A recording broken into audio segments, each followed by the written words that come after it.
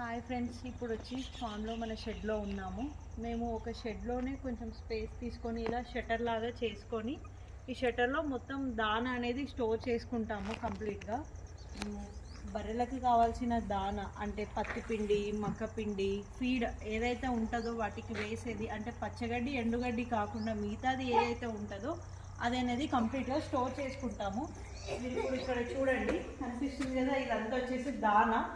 మాకు ఏమంటారు, వాళ్ళే వచ్చి డెలివరీ చేస్తారు.